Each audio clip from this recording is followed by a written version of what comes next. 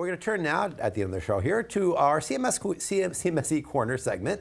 This is in which we bring in a guest from the Coordinate Metrology Society. The group, the CMS, of course, is our go-to partner for portable 3D measurement hardware, software, and peripherals.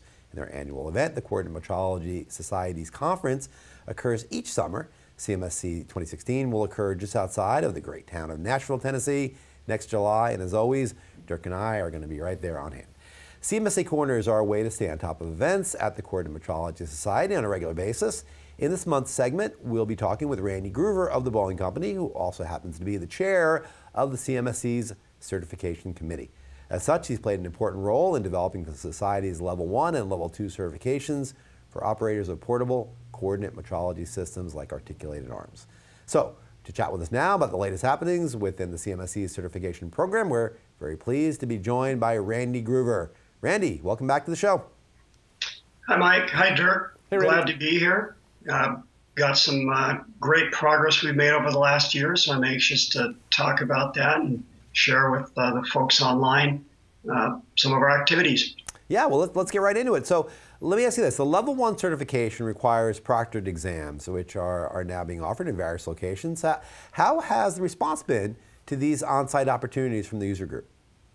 So the response has been limited, I would say, thus far, but it's beginning to gain momentum.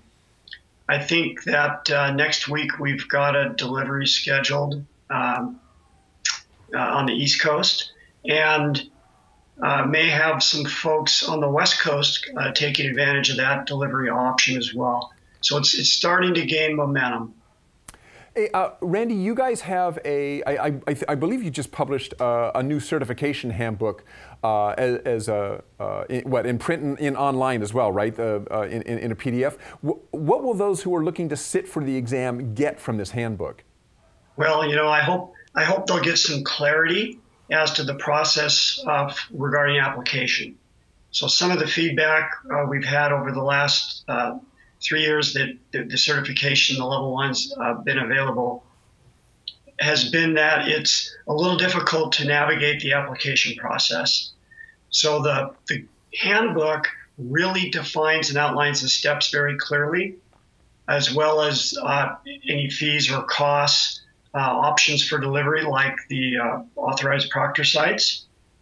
And hopefully it'll make that navigation a more palatable process for folks. And I'll share that here. Quite proud of it. I know a lot of folks contributed to this. This is a bound copy that I've been handing out quite a bit at my work. And it's available on the CMS website as well. So if you click on About CMS at the top of the site and then scroll down to the certification link on the left, you'll see that this handbook will be one of your selections on the right. And that basically just steps you through the process, is that right? It does step you through the process, and it also contains a lot of information. Some of the activity that led up to the creation of the certification with regards to studies that we performed and data that we collected. Some of the measurement studies that we host each year at CMSC now, and how there's a link and how the certification is integrated with some of the outcomes from some of the measurement zone activities over past years. So it really is more than just here are the things you do to get through the process. Quite a bit of context to it and history, and all important, the 5 job duty areas that the Level 1 assessment measures. Okay. And references as well. I mean, there's an importance to getting an early start in this process because you need some references. There's information in that handbook that you really need to have access to. Yeah, there really is.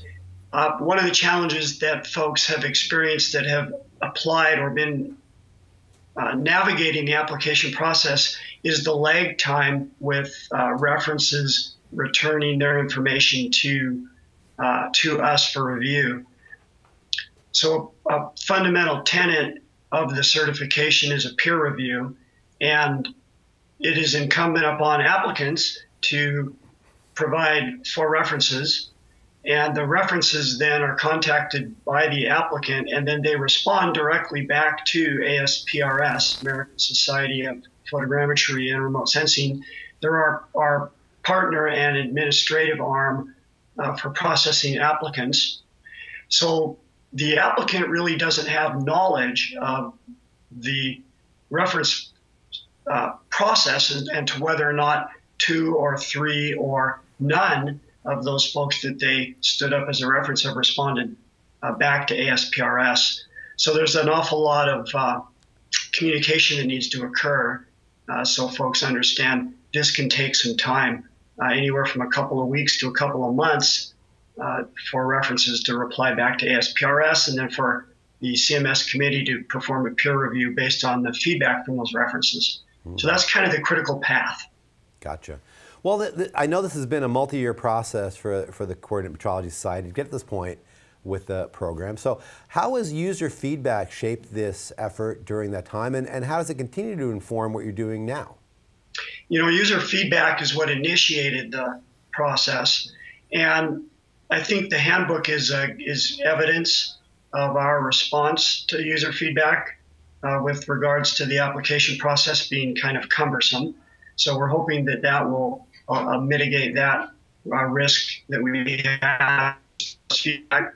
Another important element with the feedback, again, that we initially identified through survey with membership was that the level 2 hands-on practical assessment, and that piece is available for the PCMMs.